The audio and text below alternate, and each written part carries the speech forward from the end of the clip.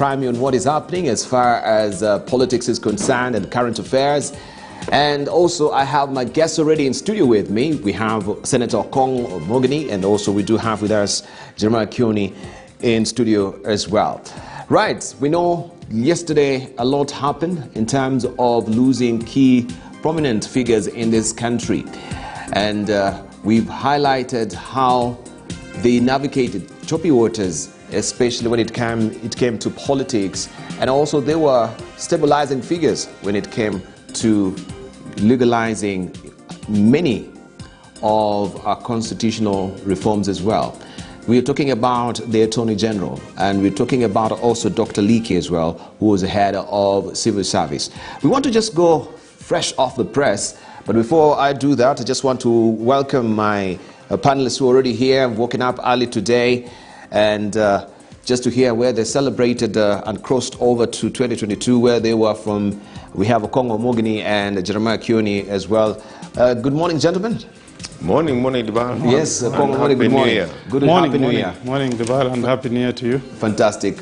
You were in Nyamira. Jeremiah, were you in Ndaragwa as well? Or? Oh, no, you conspired to keep us in Nairobi on some parliamentary thing. We haven't been able to move around ourselves. But I do a bit of traveling up and down, but really, I can confirm to you that we haven't left this town. You've not left the town, is it? At least the senators were not in session.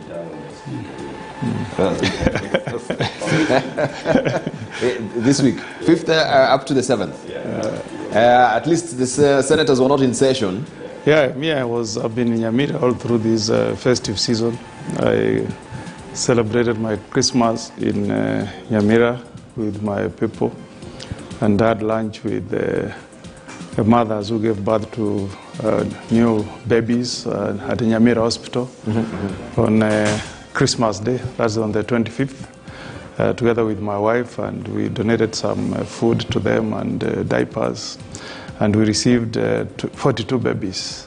42 babies? 42 babies. So you can see that Nyamira, we have families that want to give us young ones who will take over after us. But you as a politician, what you could see is just votes. Of course, I mean, we want to nurture these young stars. You know, that's the only way you can have continuity. That's the importance of this circle in life, that you need to receive new babies who takes over from us. With time, we are going to age and we must exit the stage. And on the New Year, I was also still in Nyamira. I celebrated my New Year with tea workers, you know, the workers who work for the big tea estate farms in factories called Kipkebe and Kerito.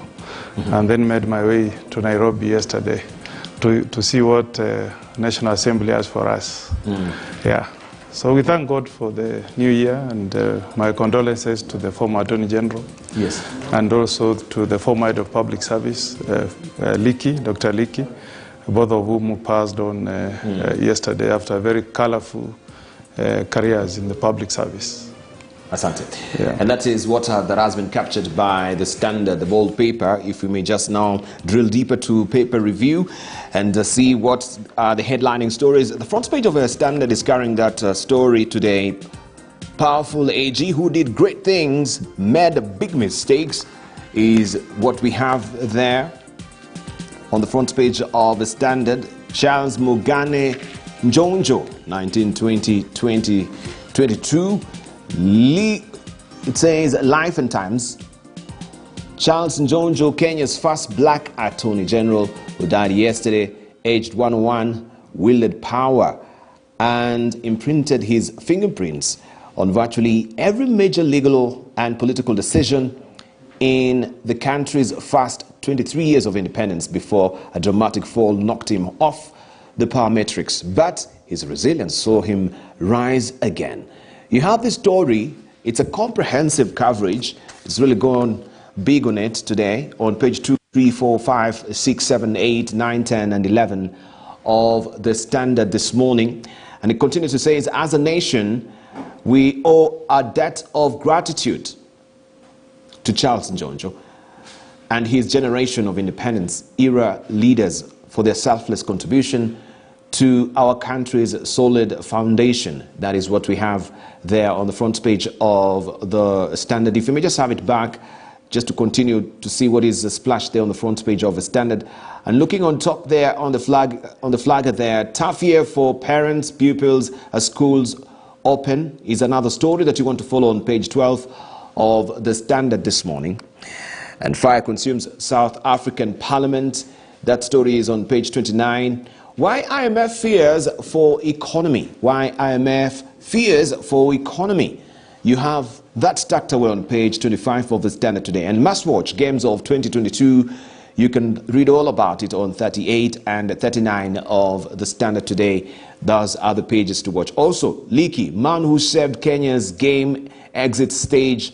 It's all about transition. Richard, a celebrated conservationist, paleanthropologist, and politicians, dies aged 77. That story continues on page 20 of the Standard this morning. An 8 killed as Matatu Rams trailer is a story that you can follow on page 23 of the Standard this morning.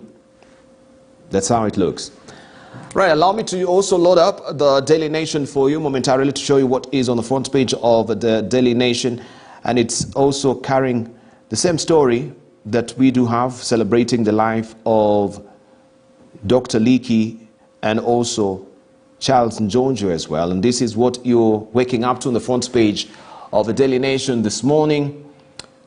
Njonjo, ultimate power broker, is what we have on the front page of the Daily Nation today.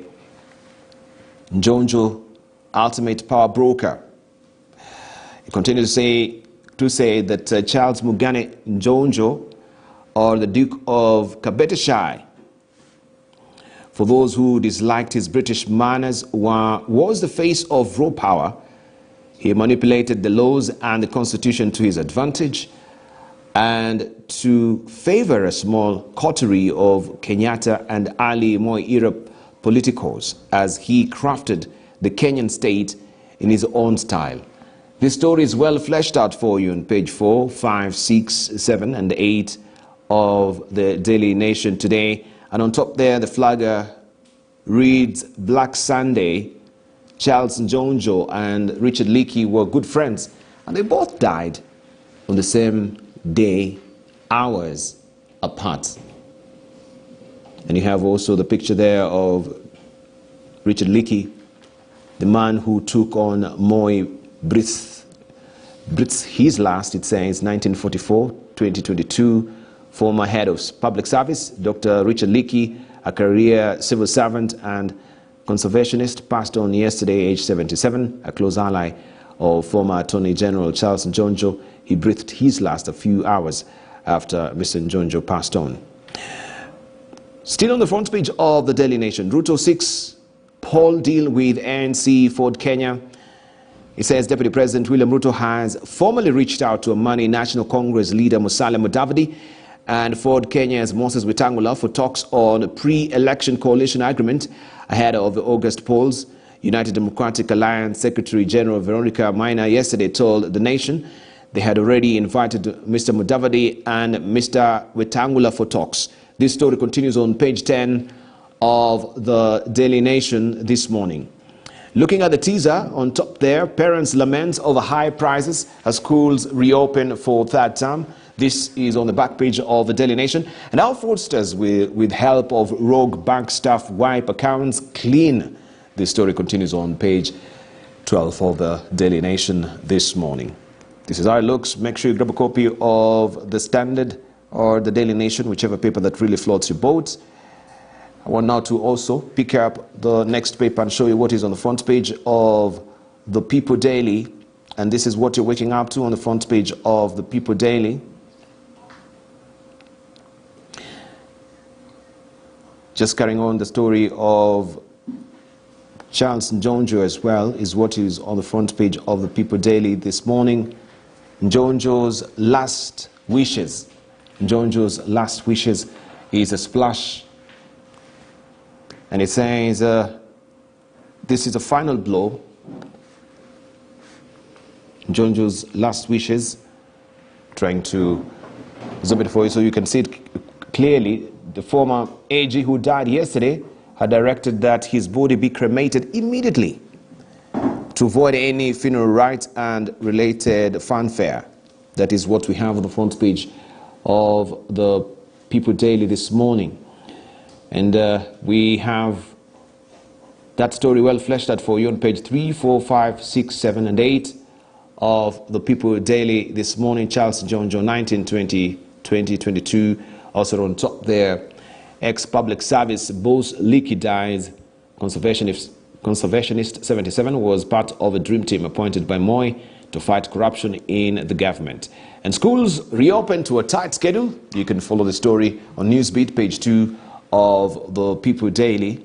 This morning, tributes were sent yesterday, beginning with President Uhuru Kenyatta, saying, as a nation, we owe a debt of gratitude to Njonjo and his generation of independence era leaders for their selfless contribution to the laying of the solid foundation upon which our country continues to thrive. We have also the Deputy President saying, quote-unquote, Charles Njonjo devoted his life in serving our country in pre- and post-independence Kenya as a civil servant, Attorney General, Kikuyu MP, and Constitutional Affairs Minister. Raila Odinga also signed, Mama Ida and him have received with shock and heavy heart news of passing of my longtime friend Charles Njonjo. As a nation, we have lost a towering giant who served in key roles during his life. This is how the People Daily looks this morning. You can grab a copy for yourself. Let's buckle down to business and see what is on the front page of the Business Daily. And this is what is on, you're waking up to on the front page of the Business Daily. Just to open up quickly, Moi era men face fresh offshore asset scrutiny is a splash on the front page of the Business Daily this morning. It says Swiss banks to pass details of accounts operated on behalf of Kenyan clients to authorities in the next 2 years. That is what we have there. Moi era billionaires named in the Kroll report face fresh scrutiny over offshore assets after Switzerland announced it is finalizing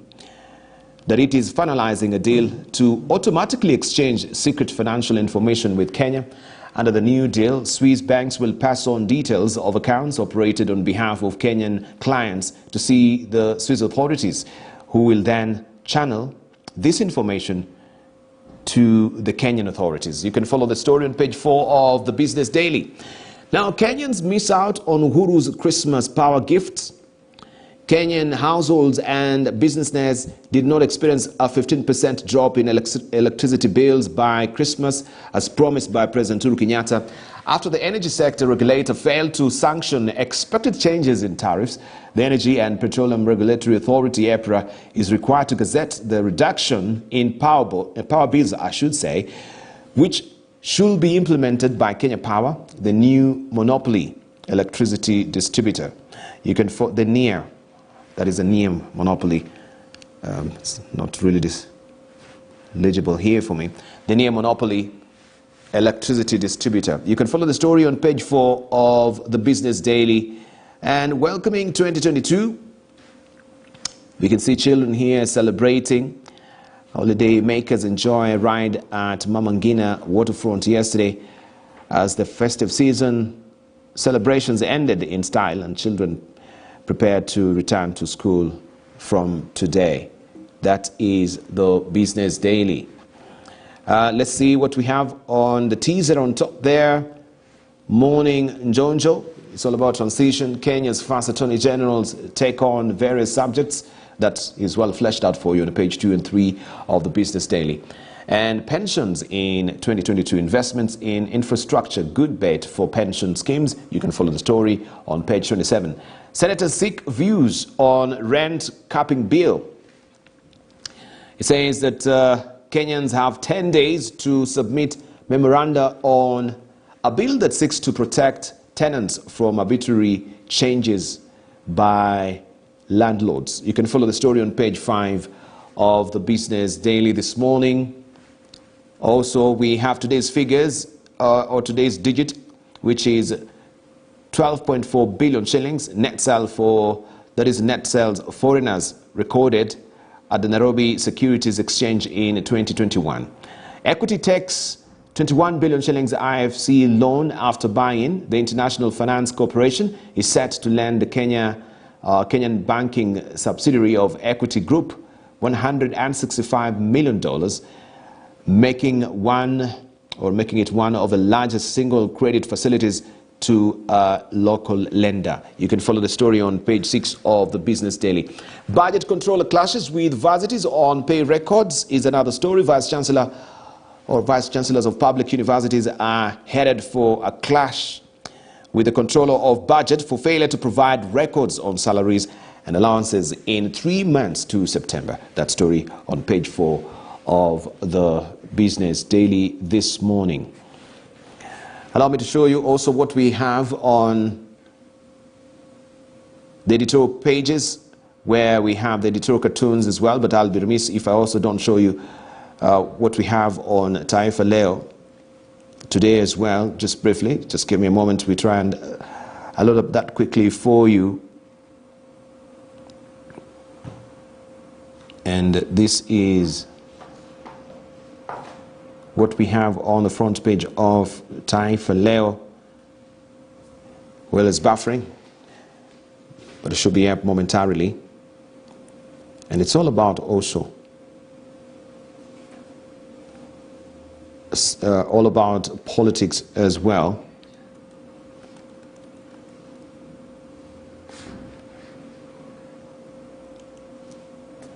Well, technical challenges with that as well, but I'll be able to show you that much later in the course of the program. Right, but I just want us to hear from our panelists briefly, just looking at the dailies and how also they've paid tribute to Charles Njonjo and Mr. Leakey. They can hack back into history and remember how they have been very pivotal in shaping this country in different spheres. When we look at the Attorney General as the first independent Attorney General, and looking at the legal regime, both of them are lawyers. They can tell us more how he has shaped that particular landscape, and also looking at the civil servants as well, with Richard Leakey, who also is a conservationist, looking at where the world is headed right now, talking about the green economy, talking about, of course, environment, social and governance that is really gaining currency right now and getting to be the buzzword. Everyone now is talking about the environment, and how also companies are shaping up with the integrated reporting as well, that points to the people, the planet and the profits as well. That is the 3 Ps as well. Let me just hear from our panelists. Let's just begin with you, Okongo Mogany, looking on that particular front. Charles Njonjo, you now as a senior counsel, how would you remember him? And looking at the landscape of the legal world here in the country, or the legal landscape here in the country, how was he pivotal as a figure? Yeah, first, of course, we must, again, I must say pole to the Njonjo family. I think Njonjo has had a very illustrious career as a lawyer. Nobody can doubt that he was one of Kenya's sharpest lawyers. He was well grounded in the law. I trained in South Africa, in UK, and anybody who worked under Njonjo will tell you that he was a sharp lawyer. You could not mislead him when it came to issues legal. But many of my colleagues who served as leaders of law society, if you ever rose to become chair of law society, they will tell you that Njonjo had a lot of contempt for black lawyers. In fact, people like Lee Mudhoga, I remember, had a big fight with Njonjo when they wanted the Kenyan judiciary to take on board indigenous Kenyans to become judges, because he had this belief that you could not trust local trained Kenyans to rise up to become judges who could dispense justice. In fact, if you remember, he never even had faith that Kenyan black judges would sit as judges in election petitions. He preferred white judges.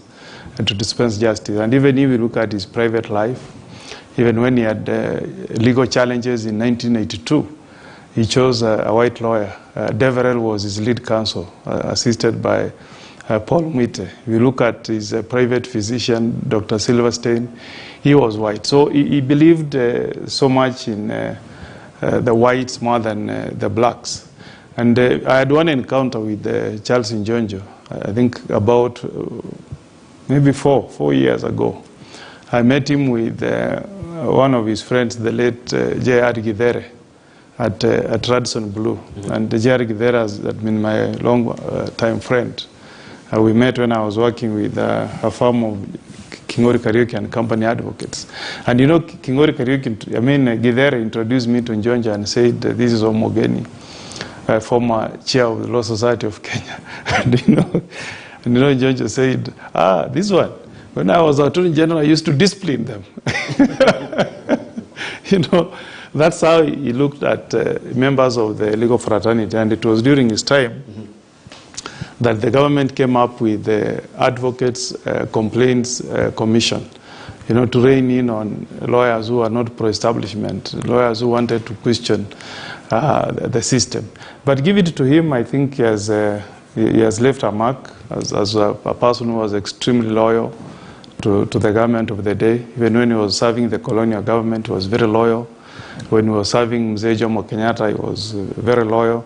And as people say, even when he transited to serve Mzee Daniel Arap Moi, he was still very loyal. But he could not entertain people who were having different view from what the government of the day really wanted. So he was 100% conformist.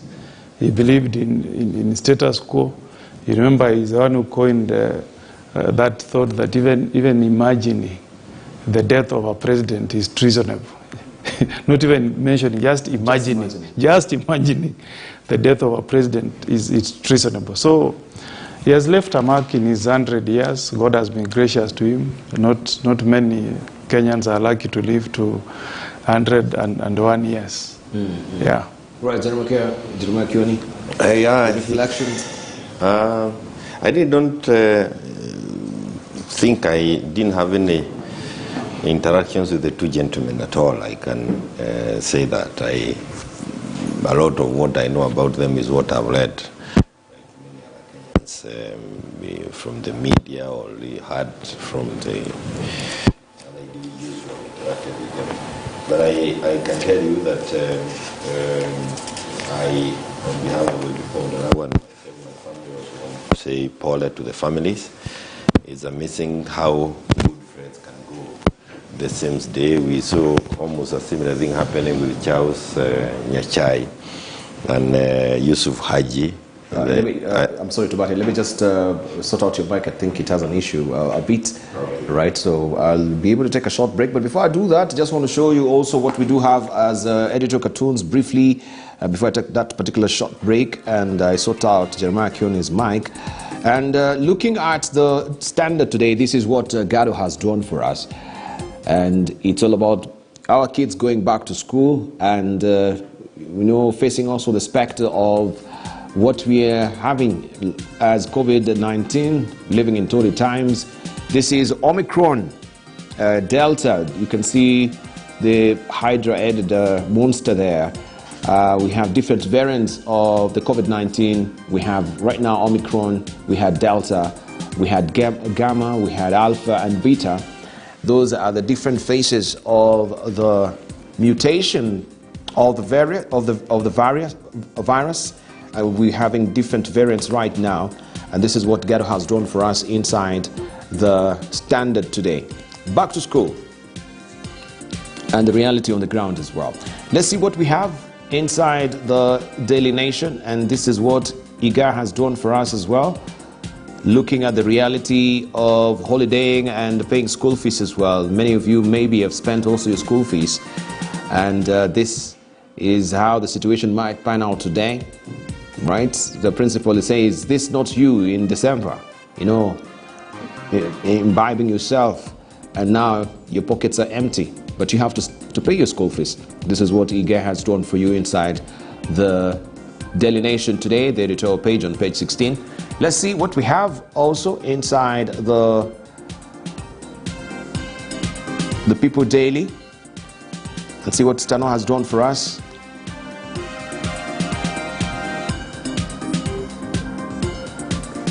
The politician, Mheshimiwa, you are accused of boxing your opponent. Why are you using violence in your campaigns?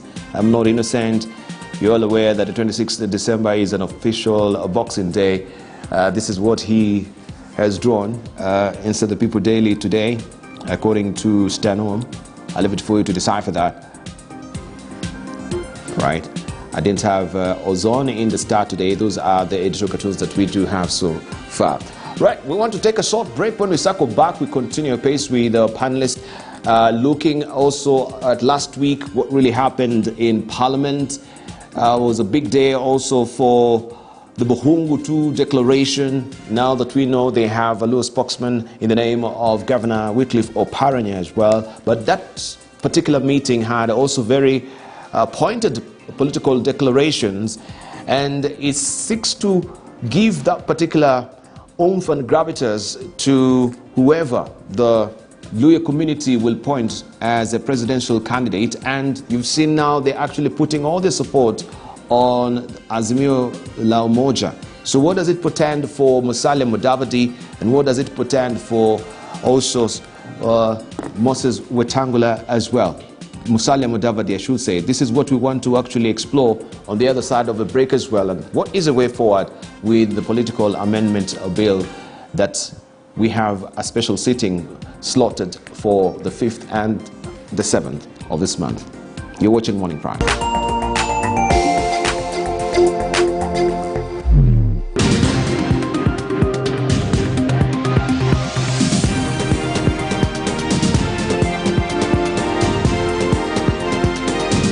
KTN News. Get the whole story. Tunapiga hatua zaidi kukuletea habari papo hapo popote ulipo. Taarifa zenye viwango vya juu ambazo zina ubora na vile vile tendeti. Kwa kuchambua hadi ndani bila kujali changamoto, tunaibuka kuwa bora zaidi kwa kutoa taarifa zenye mashiko. Tunakusanya na kupakulia taarifa zenye uhakika wa hali ya juu. Maoni ni baadaye. Ni taarifa zenye ubora wa aina yake na zitakazo kunufaisha. KTN News. Get the whole story.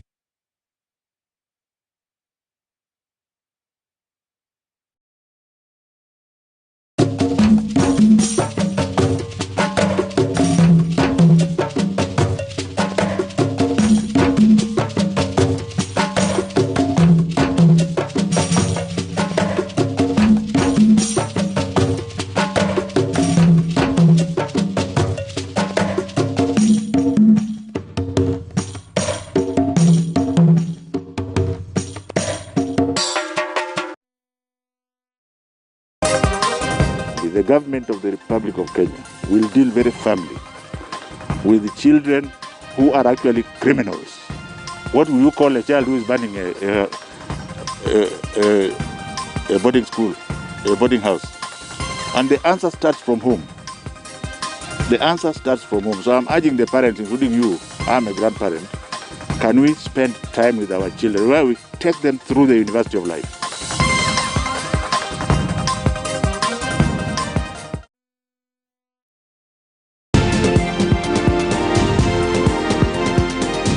KTN News.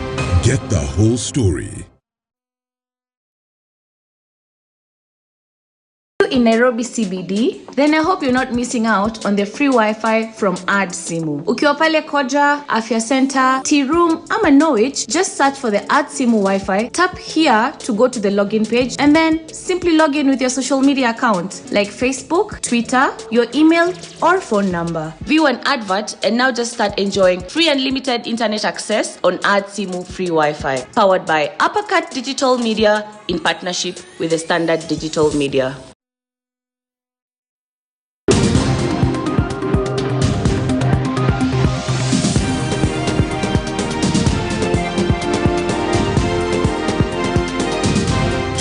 KTN News.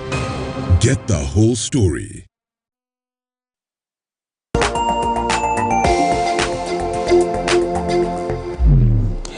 Welcome back. You're watching Morning Prime. We are having a conversation on what really happened last week in Parliament. This is the political amendment bill and what we had on Friday as well with the Bukhungu 2 declaration, a lot of pronouncements that were made there. And 2022 is here. What are the projections for this year? It's bound to be a very political heightened season that we'll be having as we're heading towards the general election. So the tone and tenor might be very loud, and we might be seeing a lot of whistle stopping and bandstorming of the candidates right now. 6 months also towards the general election. The public servants should be also resigning their post, and that also is bound to attract a lot of debate, as it were. And I'm holding court this morning with Jeremiah Kioni, who is the Member of Parliament for Daragwa, also the chair of CRC in Parliament, and also we have Senator Okongo Omogeni, who is the Senator for Nyamira. And I want just to begin with the projections, looking at 2022, especially with you, Jeremiah Kioni, as the chair of Constitutional Oversight Implementation Committee in Parliament. We have so many of the bills that have not really been steamrolled, and people are wondering why were we really going full throttle with the Political Parties Amendment Act, and we have other bills as well that also merit priority, as it were. From your desk, where you're sitting so far, where are we lagging, where are we at, what should be done before we fold this particular parliament this year? Maybe just before that, allow me to add my voice, and now that I have a mic, to pass my condolences to the family of the former AG, yes, Charles Njonjo, and also Honorable Ricky. Like I was saying, I didn't interact with them, but there are many things that we have read and admired. I admired the dressing of Njonjo, and I have seen something that he had said to Kenyatta here, that Kenyatta could not allow people who worked for him to dress in casual wear or kauda suits on weekdays. For if he allowed them, in no time, they would be dressed only in vests. Well, I don't know whether it has come to pass, but he was firm in many things. Of course, his dislike for many things African extended to his dislike, I think, also for the Mau Maus. When he was working in the colonial offices, he was not quite a supporter of the Mau Mau team.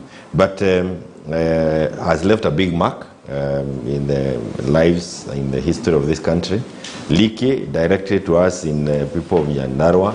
We have that fencing around the Aberdare National Park, and he had some role to play in it, and it really helped in stemming out the human-wildlife conflict. We now are able to earn a living from our farms because the elephants and the animals that used to come over and destroy the crops were stopped. So, 2 individuals who have left us, but 2 individuals who also left quite some mark on the history of our country. And there's a lot that we can also, as servants, there's a lot that we can learn and emulate from them, wondering what also would be remembered of us when we exit the scene. I think that is an important thing to think through, even as we mourn them. You've talked of many things about the political scene that is unfolding in this country, and I have seen IMF is also concerned about the fear. They have fears on our economy. They think that if we don't manage ourselves well, we are likely to have some violent activities later in the year. They are also worried about the debt burden. And even as we think about the many things you have asked, including the bills, I think these are some of the things that we must think through as leaders. We must ensure that we don't have a violent year. There is no reason as to why we should have anything to do with fighting during the elections, and any law that can be done to help us avoid that route must be either made or amended. If there is a way of managing ourselves to ensure that we manage our debt levels, again, it's something that must be done within the time left. And it is not, it's adequate time to do any piece of legislation that we want. Mm-hmm. Last week we were dealing with the political parties amendment bill. Yes.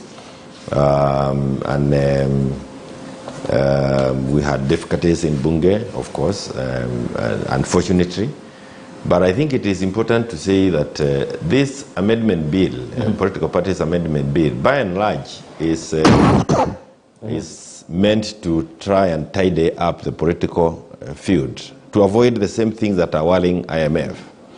Because if we don't manage our political activities the way we do our campaigns, and we then end up with unnecessary, quarrels.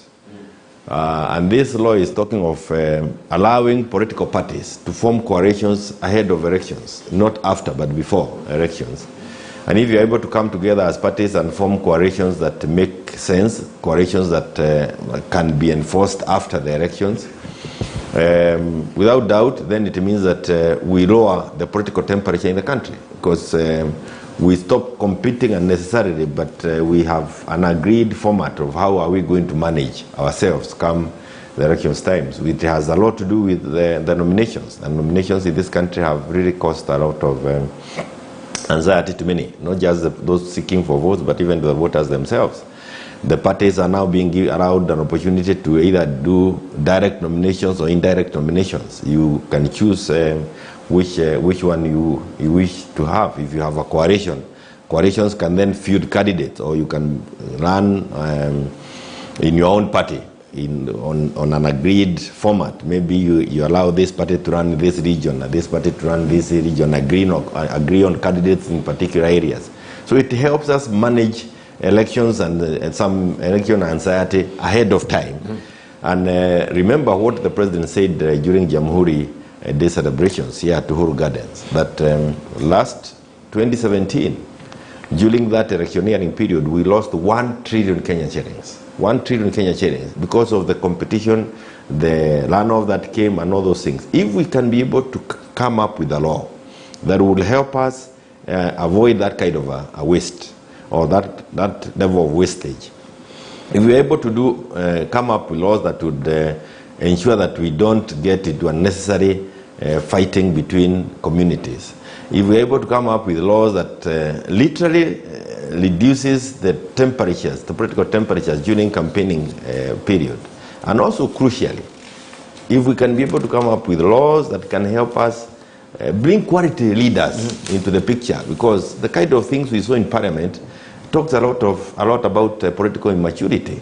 How did we end up with that caliber of that caliber of readers? In what is it? Which there must be some, there must be a loophole somewhere. Mm-hmm. The system must be leaking, because I couldn't believe it that you can get to that level of heckling. You can get people throwing bottles at one another just because you are sharing a different opinion. You can hold us into the night until past 2 a.m. almost, voting, while you know you have no numbers. I mean, you can't allow the country to move on. You got to hold us there. These are kind of things that we really need to address ourselves. And if they can be addressed through a legal framework, so be it. And that's what we were doing last week. And but the debate has been as well that if you say that we will be doing this week, and we will do it to. Well, if you say that they don't have numbers, we had the first voting that we saw, and we took it.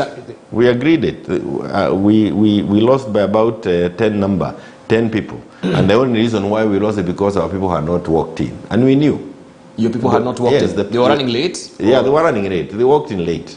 So that first vote was taken without everybody. So you didn't have a quorum? The quorum was there. There's the difference between quorum and numbers. The numbers to help you win. Yeah, quorum, of course. Yeah. We had a quorum, but we knew from our side we were short of a given number of people. Some of our people were flying from, some people had already left for their holiday destination. Some were flying back in the morning. So later in the day, we could then be able to show clearly that you have been running around the country for the last 4 years, 5 years, saying that you have numbers.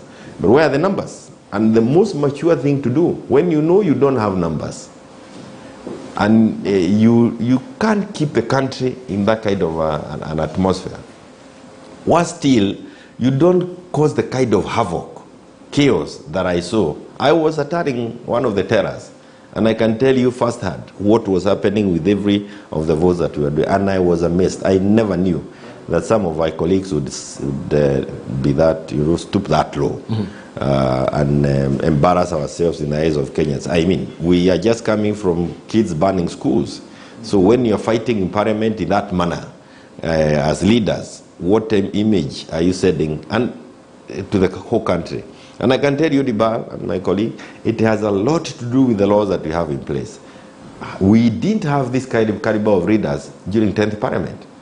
We used to disagree between PNU and ODM, but there are disagreements that you really, even today, I enjoy having been part of that. Because it was really, you compete on ideas on the floor. So it was and all you about lose and you lose, but it was nothing to the point where you take a bottle of water and throw to somebody. I mean, that is the lowest that you can sink. So where did the rain start beating us? When it comes to the intellectual vigor in Parliament, it seems Nyumba Wazee senators, they are actually doing better in that particular front when it comes to, intellectual provenance in their discussions, in their debates as well, compared to, the National Assembly right now. Because you've seen a lot of the leaders who are seasoned.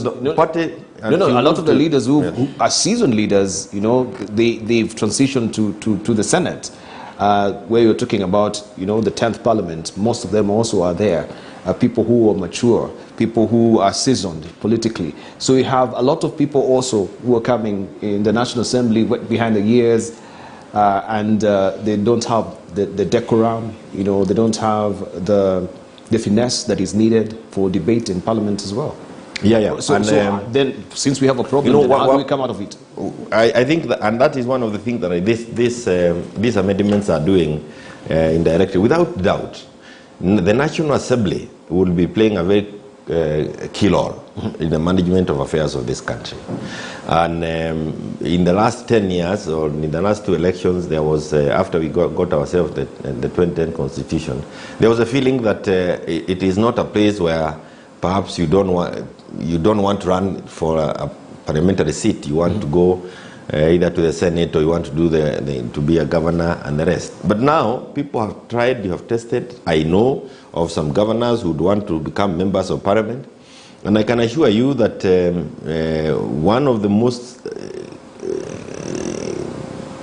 contested positions will be that of the member of parliament going forward. Maybe not 2022, but by the time we are hitting 2027, it will come to pass. And crucial decisions are being made at the National Assembly, not that they are not being made at the Senate, and they will continue being made. But we need to tidy up the process of getting members of parliament, members into leadership positions in this country. And I want to fault the Political Parties Act that we used 2012 and 2017. You remember 2017, the Political Parties Act allowed the merger of all parties being put in one, and the DP was very crucial in this whole arrangement, where you bring people on board and then you are likely almost, you don't even allow that free and fair nomination process. But parties then went out just for populism and as opposed to quality leaders, and again something that must be looked at going forward. And I think that those are some of the things that will be addressed with the coming amendments. One of the key things that the amendment is asking for is, if you are talking of a party, can we actually know that you have members in your party? We don't want you using Safaricom M-Pesa numbers, registration, or using going to IBC and saying this is your list of members. You must have your own members who have now ascribed to your party, and they are the ones who will be responsible of coming up with the leaders that they would want to front in your party. That's a very crucial thing. Thank you. We are also saying that the parties again will have to state at the beginning, what do you believe in? What is your ideology? Why is it that I'm associating with your party? Why is it that I'm marketing this party in my region? That ideology, what is it that this party believes in? Our parties don't believe in anything. They're just a grouping of people who wants to be positions of power. Because it's a special purpose vehicle. It's just a purpose of you. So some of these things are being, I believe that even those who are opposing the amendments, if they take some time and lead through, they will be happy with it. Of course, it also says, as I conclude, that you are being encouraged to reach out. Reach out to the others. This one-man thing is not used for this country. When you reach out to the others before elections, you reduce the temperatures in the country, the cost of having to do these elections in the country, and why we fight. Because you reached out, agreed, signed, and that agreement can be enforced in a court of law. Yes. Right, thank you. And having now set, the foundation in the National Assembly, this also is bound to come to, the Senate as well, for you to interact with that particular bill. First of all, maybe your projection, not really necessarily, but your reflection, looking at what really happened in the House last week, deplorable, indecorous. People were really, really, embarrassed on behalf of our legislators, what they were doing, really. And it seems they're always none the wiser, because this is not really the first time. We've mentioned even here before that we had this particular scenario when we had the security bill, the contentions one, and water bottles were flying over, even other things were thrown to the speaker as well, if you may remember. Yeah, first he should tell us at least. I wasn't there. I wasn't there. That time I wasn't there. I didn't see anything. I mean, I want to agree that I wasn't in Parliament when the 10th Parliament was in session, but I must say that it's a house that we really admired, the 10th Parliament. And I was one time subject of a very heated debate in the House, debate, when President Mwai Kibaki declined to nominate me to chair the Ethics and Anti-Corruption Commission after the enactment of the new constitution. And I think when they were debating my nomination, I was actually traveling. I was on a flight on a private trip to Australia. And when I woke up in Australia, I was surprised to see that the vote in Parliament during that debate, for those who were saying it was unfair for President Kibaki not to have picked me as the chair because I was the top candidate in the nomination, there was a tie in Parliament. It was 49-49. But the good thing is that the debate was done in a very respectful manner. There was decorum. There was no throwing of bottles. People were just debating on an issue of whether it's right for the president not to pick the candidate who has gone through a competitive interview process, emerged the top candidate, and then you pick a candidate who was number 3. And it was not a matter of who belongs to which political party. The issue was that if we had to pick somebody to head the ESCC, then we need to pick somebody who has been nominated by a panel that had experts, who was deemed to be the best candidate. And the vote... And a person who had I remember that debate. Yes. And a person who had a track record. Yes. And those of us who belonged to that divide, because we really campaigned for him, and the Kibaki side was not on his side, but he allowed us to do it.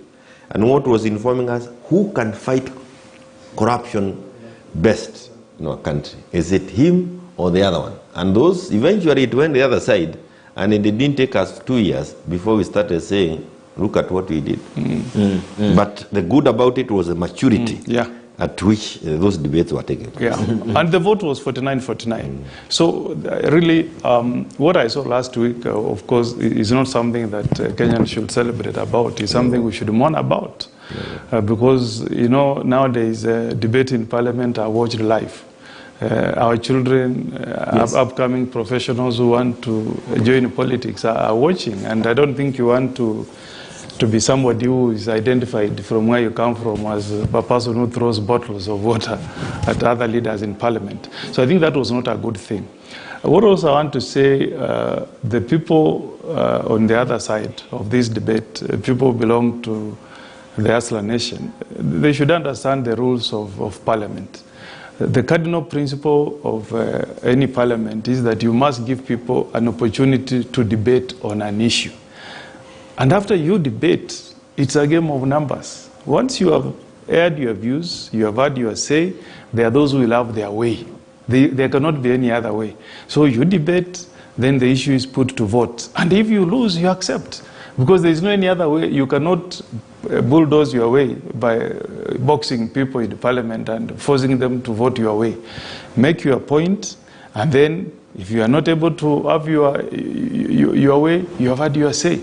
It's as simple as that. And then the voting is simple. There is a yes and a nay. If you are nay, accept you have lost in dignity, and life proceeds. As long as we have followed our constitution in enactment of any law, you have given a right to Kenyans to air their views. The bill has been introduced in Parliament. You have been given adequate opportunity to debate. You have been given an opportunity to vote.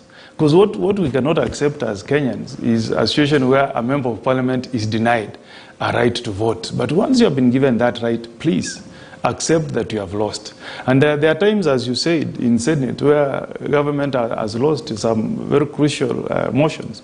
You remember when you were debating the sharing of revenue in the Senate, and the government wanted some counties to lose money. In fact, even my county, Nyamira, was losing money. We had a heated debate, but we never boxed each other. At the end of the day, the majority had their way. In fact, I liked the way Senate asserted itself, because at the end of the day, even His Excellency the President had to call out senators to go and carry out a negotiation and arrive at a pact. That's the best way of navigating these things. But trying to say that you want to go in Parliament and ensure that voting does not take place, that's not the right thing to do. And I'm sure, as Honorable Kioni has said, you can just suspend that business for a day or two, but at the end of the day, voting will take place. Yeah, that will come to pass. And the majority will have their say. If the DP has numbers, as he has been telling us... Maybe it's a mode of filibustering that we have in this country. Even compared to maybe the advanced countries, the filibustering is very different. Even if you did, he will tell you they have already voted on 7 clauses. Am I right? Yeah, we did 7 clauses. They have already voted on 7 clauses. Yeah. But aren't you also really biting too much in a day if you have 27 clauses that you want to actually ram through in a single day? You're being unrealistic. No, we can even extend it for a whole month. But this we have done not one piece of registration in a day. There are times we do 3. I mean, when you are during 10th Parliament, we would do even 5 in a day. So it's not, one is that if you are able to go through the registration that is there. You do 5 in a day, then afterwards you find out, we were rushed through. Before this becomes green, there's a lot of work that has gone into it. You have the first and second leading, you have public participation, you have committees that sit through and go through each and every of the... I sat in the committee that is dealing with this. And if you really are keen on introducing amendments to that particular law, you can also take part in those committees. So when you come to the floor of the House, it's not a formality, really, but ideally is that you are at the tail end of the legislative process. And if you really were keen on that piece of registration, you should have participated in the committee. And all of us were invited by the committee. So those who want to have amendments, come to the committee.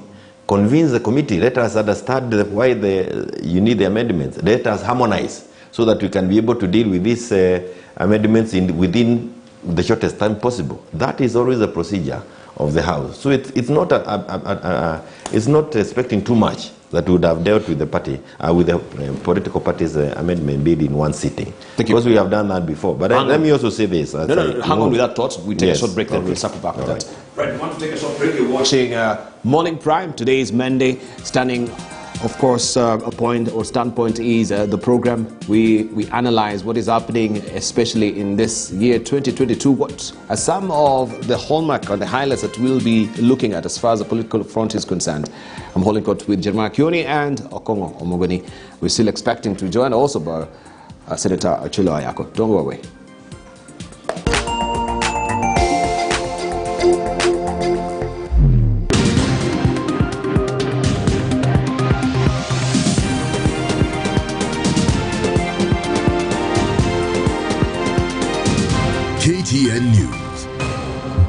whole story. Imagine starting your academic journey here at the foot of Mount Kenya. A place where you can be at your best, at work and at play. That place is Embu College. There's no better place to make the difference than Embu College. Karibu Embu College, where a holistic education matters.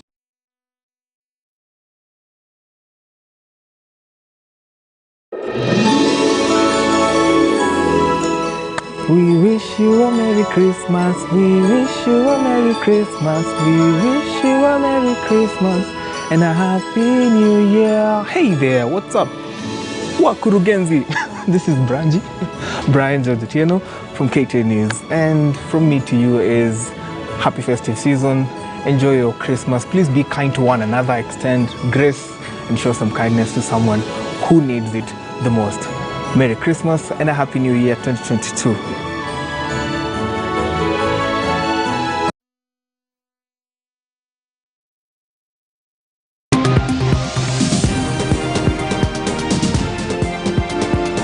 You are watching KTN News.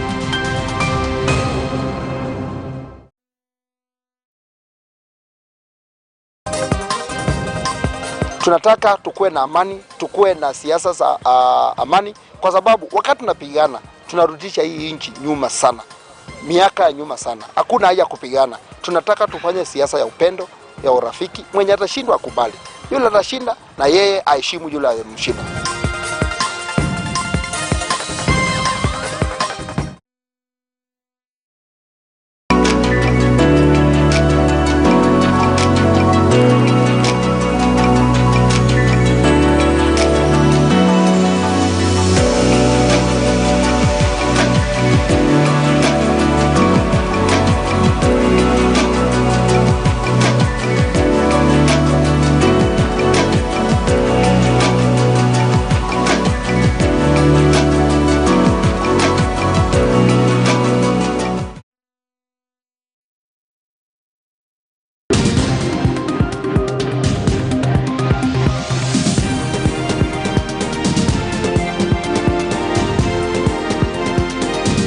KTN News. Get the whole story.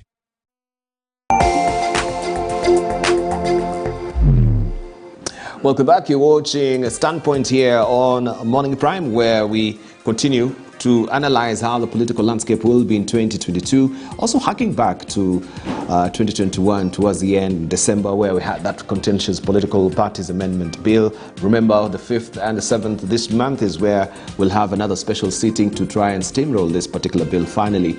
And I'm holding court with Jeremiah Kioni, who is a member of parliament for Ndaragwa, and also we have Senator Kongo Mogini, Senior Counsel, who is the Senator of Nyamira County. Achila Ayako is expected also to be joining us. I don't know if he will, but nonetheless, we continue with the conversation. Right. Sorry, I'd actually interrupted you, Jeremiah Kioni, before you took a short break. And I was reflecting on, again, the 10th Parliament when we had Speaker Marende and Speaker Mari. You remember, we tried to, initially we had said that we will allow ODM to have the speakership. And we will lobby for the deputy speaker's position. So our name was Imanyara, but it was defeated by Farah Marim on the floor. And once we realized we didn't have the numbers, we didn't even go to a runoff. We just threw in the towel after the first voting and allowed Farah to be the deputy speaker. And they continued guiding the National Assembly through 10th Parliament. And 10th Parliament is when we were doing the new constitution. It was a really, really difficult time. They were both from ODM. But even if you could see some shades of ODM in their managing of the affairs on 10th Parliament, it got to a point where you were comfortable with the decisions they would make, because they were able to live beyond the partisan position that they may have occupied when they were running for elective positions during the 2007 elections. So you couldn't tell, as we were going deep into the term, you couldn't tell that Maredo was an ODM member or Farah was an member of parliament on an ODM ticket.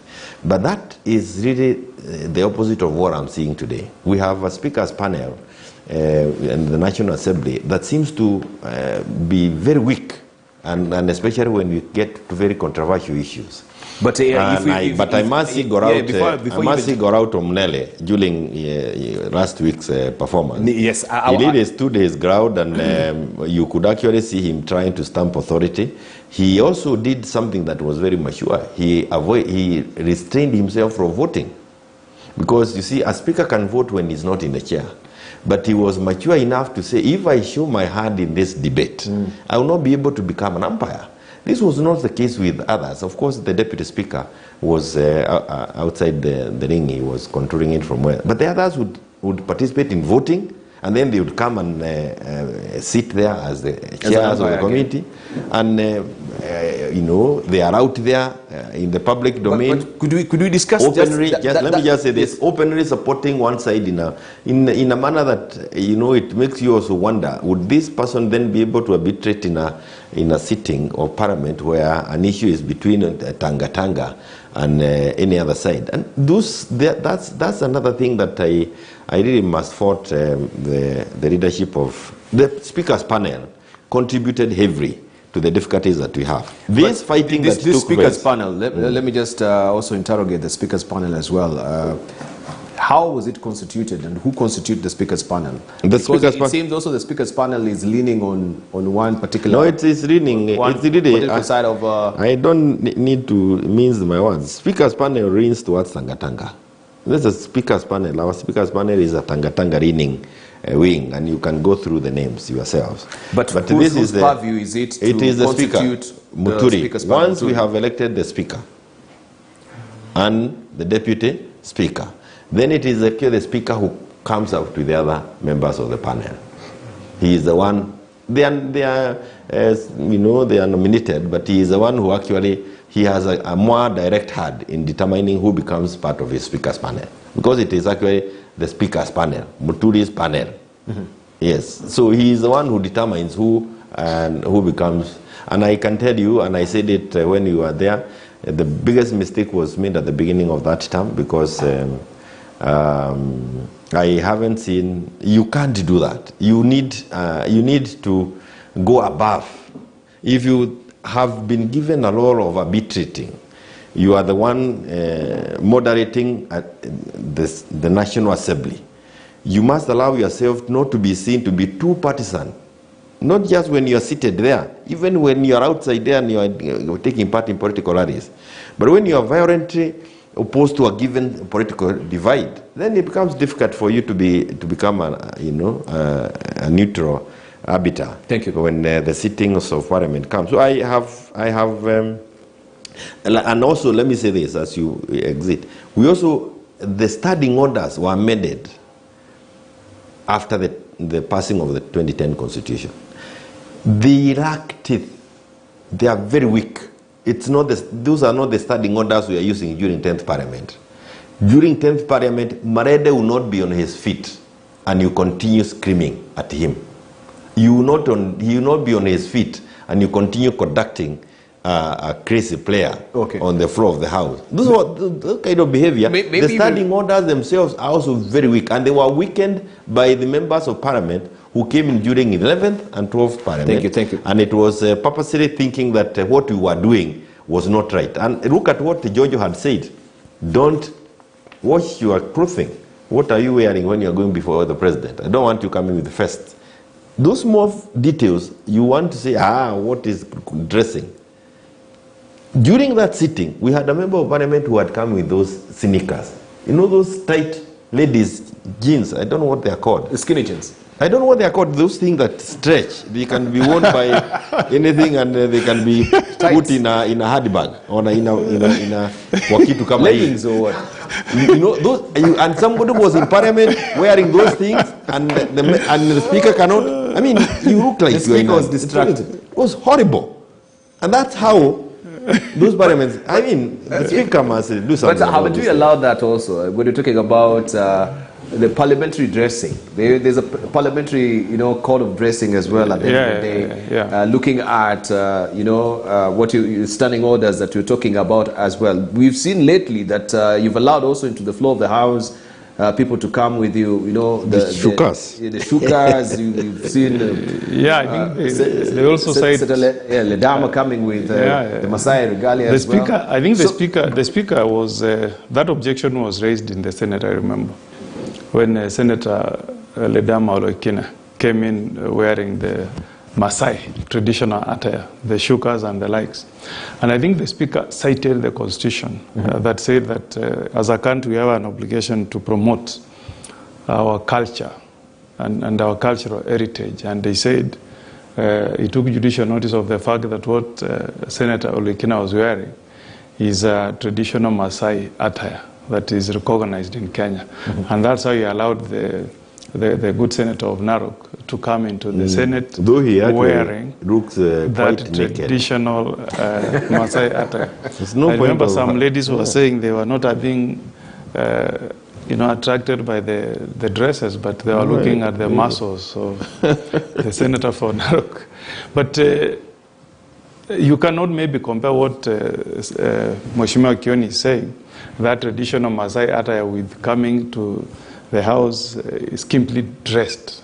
And as I said earlier, our debates nowadays are live. Our children are watching. Some of them are looking at role models, and you could easily make them believe that what you are wearing is the best dress out there. So at the end of the day, the business of any parliament is run by the presiding speaker.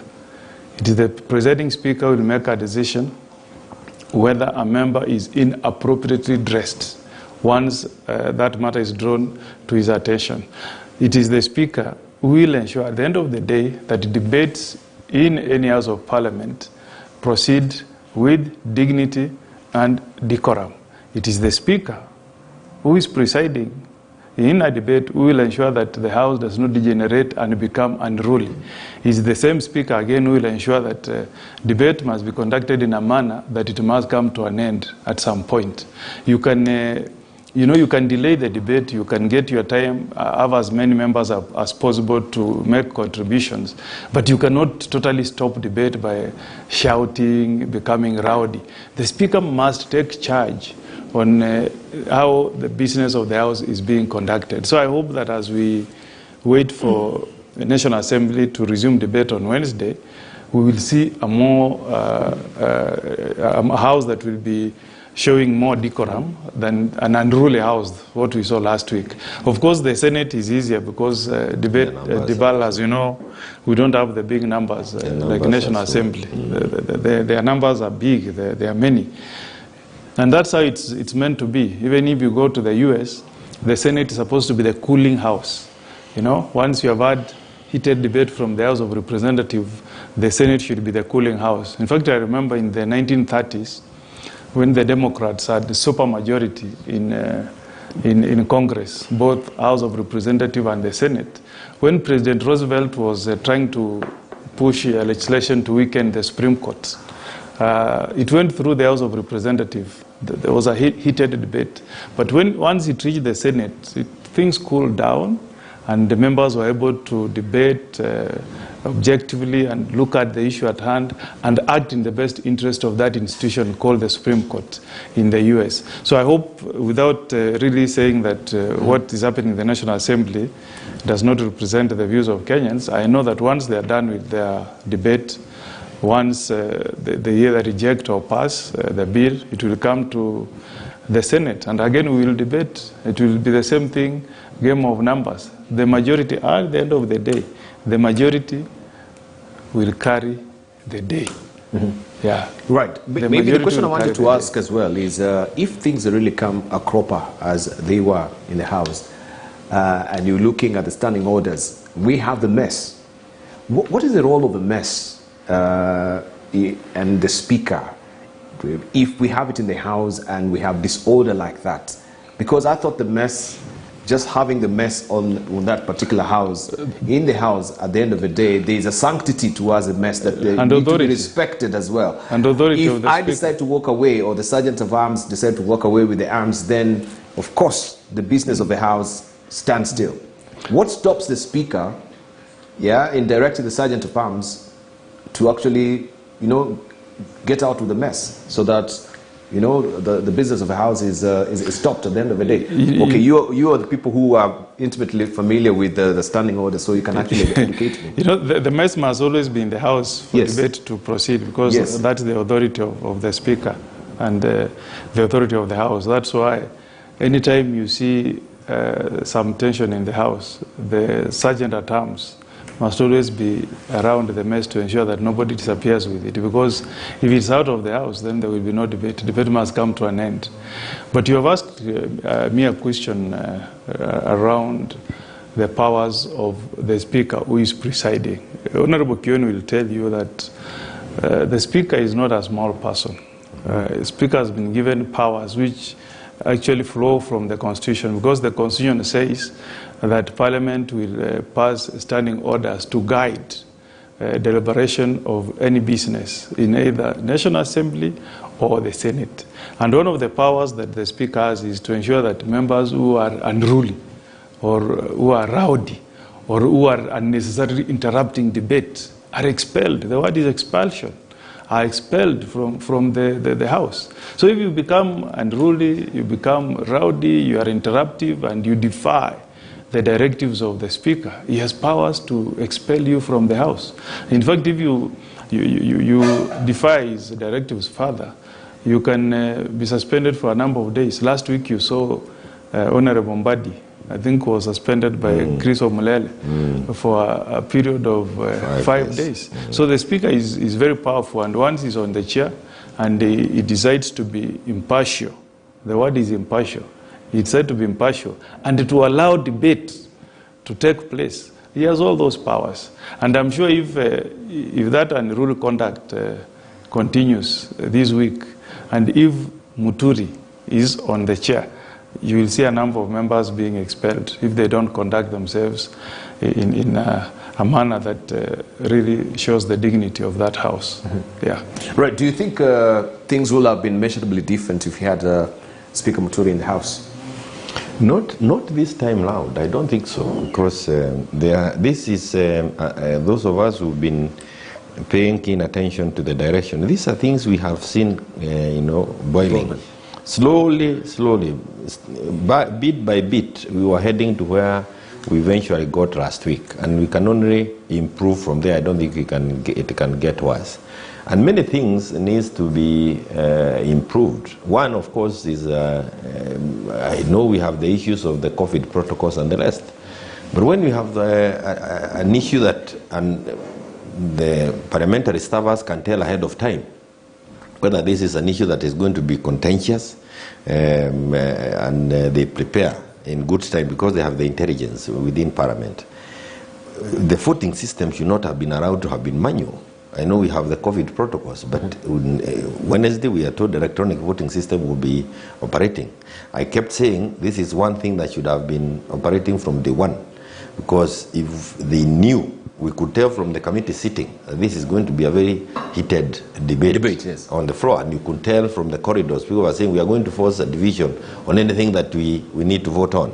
So how we go to the floor again without the electronic voting system? And in fact, we had also agreed that those of us who can vote, because you could vote from some gadgets, should vote, and others can do. So you could actually see also a breakdown from that angle. That was a voting system. The public address system in Parliament is amazing, that hecklers are louder than the public address system. What I saw during the 10th Parliament is when Marende would start, the public address system would go over anybody heckling. You see, order, and the order goes across, and you could tell that you are being... This one, you struggle to... What is the speaker saying? Hey, the speaker is on his feet. He is speaking. I mean, there is something that has gone horribly wrong within that National Assembly. And I want to tell you, the other thing... Yes, was the system being gamed for that particular... I am saying that in many words, that it had been gamed. And the problem is, not just members of Parliament. It's only not members of Parliament who belong to different political... Unlike 10th Parliament, even the staffers of Parliament have identified themselves with a given political image. And you may not, if you're not careful, you not know that they're actually working for the success of one side and the downfall of the other. And that is another mess that we have found ourselves. So there is a lot of work that will need to be done next Parliament by the leaders who are elected to. I want to tell you, if the person who is elected the Speaker of the National Assembly, the next one that comes after the elections of this year, if he doesn't come with a clear mind as to what he wants to get out of a legislative assembly, another one that gives the country the pride, we are not doing well. And it is not just a question of what you saw. It's a whole structure that needs to be looked at from a very firm point of view. The sergeant at arms are there are many. That particular time, I'm sure I was also saved by their sheer size. They are big in numbers, because I think I'm told there was somebody who had aimed something at me. In fact, there is a sergeant at arms who was injured, protecting my back. I didn't know, because I was one of the terrorists. Somebody was aiming to injure, because to hit you. The lady, I can give you the lady's name. You could see that her finger was completely messed up. But it's really, even they need also to be made to be authoritative and powerful. That if you are told order out, we sacrifice. Let me say this: we sacrifice body, our side, because we wanted this business finished. But Badi has a case. If there is a committee that is going to listen to his he has a case. When I find my finger inside your mouth and you are biting, what do you expect me to do? To start telling you, please release this finger? So how come Badi was actually ousted and he was left? No, we actually just chose to keep quiet our side so that there would have been order. Because you could see you're competing with people who really don't want any order. And they want to derail the process, not through winning or losing, but making sure it doesn't happen. So we actually said, and I pleaded with Badi, please agree, just go out. For the sake of the country, for the good of what we are doing, agree to go out. But he has a point. Badi was saying, why are you stopping Kwenya Thuku, the member of Kinangop, why are you stopping him from coming to vote to the side he wants? That was the argument. Because he was being denied an opportunity to come and vote. In the process, instead of he finds his finger stuck in somebody's teeth and it's bleeding. So naturally, you want to tell the man, release my finger, and all those things. That's very comical. So how did it find itself in the mouth? You were even these fingers, the way they are, they can be. So, and I tell you, it deteriorated. But again, we unfortunately, to some extent, Badi played into their game, because they really wanted chaos. So it took a lot of members to calm everybody else down. There were many people, it would have been very, very ugly. I want to tell you, it would have been very ugly. So that is, the members of staff must go back to where we found the 10th Parliament. We were doing a new constitution for this country. And certainly they had a feeling there are those who are in ODM and those who are in PNU. But I would walk into any of the legal offices to seek for legal advice on any issue, and you'd get a very open-minded position. And up to today, I still commend some of the members of staff we were with. Tell them, you continued giving me counsel, advice on what I should do on various articles of the Constitution, but you never let yourself out as either you are supporting ODM or PNU, and we are Kenyans. Thank you. So these are some of the things, even the kind of respect that used to be there. I mean, no longer there. You couldn't, in the parking, the members, the security guards and the drivers, they could not engage in some activities that I see them engaging today. Today, by the way, if you are driving within Parliament or out of Parliament and you are driving yourself and the other guy is a driver, you are the member of Parliament, he is an employee of another member of Parliament, he can't give you away. Really? Oh, it's horrible. He can't give you away. Wow. Things have gone that. So what you see on the floor is a manifestation of things that have been going out of control over time. So and a lot needs to be done between now and the end of the term, but certainly by the person coming in. And I'm saying this, I know it's not a very sweet thing to say at this point, but I can tell you it's that frustrating to some of us. Okongo Mogini, I just want us to wind up on this particular happening on last week, then we gravitate the discussion towards looking at the calendar this year. We have also the public servants who should be resigning 6 months towards general election. people also have been, having a debate around it, saying, will they resign? Some of the cabinet secretaries that you've seen making their own pronouncements and having their own leanings as well. Then what does it really portend for those particular seats within those 6 months? Another question that is coming to the fore is the issue of IBC and preparedness of IBC. So now we have 7 months to go, but they have a lot of boxes to tick as far as preparations is concerned. Big amongst them is also the funding that we're talking about. We have a new bill as well in Parliament. That is the National Assembly of, President Uhuru Kenyatta now appointing public servants as well. That Shakil Shabir is steamrolling this particular bill. Moving forward, we've seen, we've seen how the president has been, picking and filling certain positions. But now this one seeks to cure this particular mischief, so to speak, that Shakil is bringing out in this particular bill as well. Just as we wind up on that, Political Parties Act, the decorum is to become... First, I think I cannot overemphasize what Mheshimiwa is saying.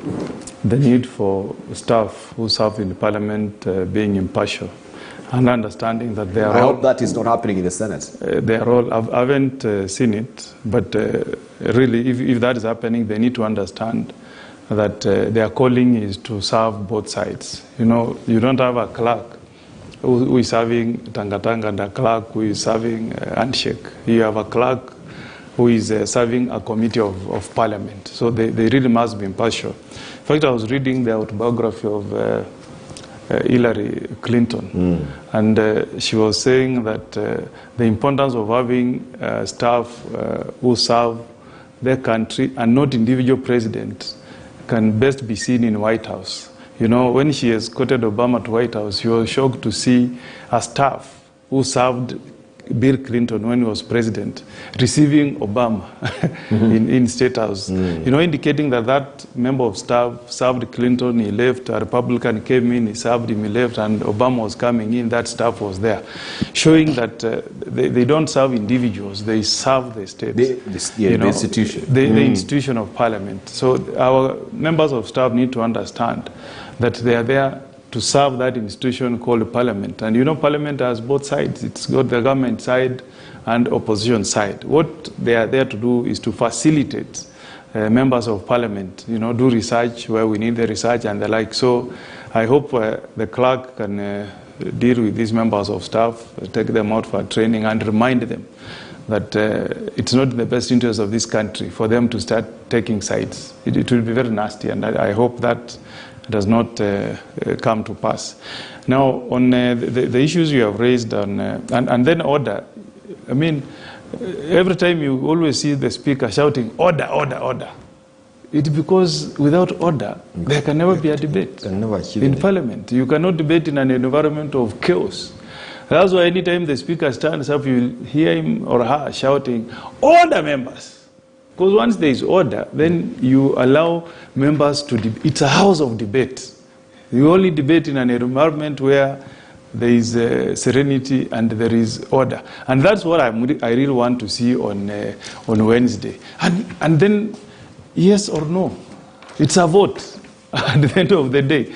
You pass legislation in Parliament depending on what numbers of members of National Assembly or Senate are supporting that particular legislation. And once you find that you don't have numbers, please cool off and do something else. There is no any other way the business of the house can be run. It cannot be by bringing fights the way you are saying people are biting people's fingers in their mouths. That should never be the case. So if we have that order, I'm sure these are business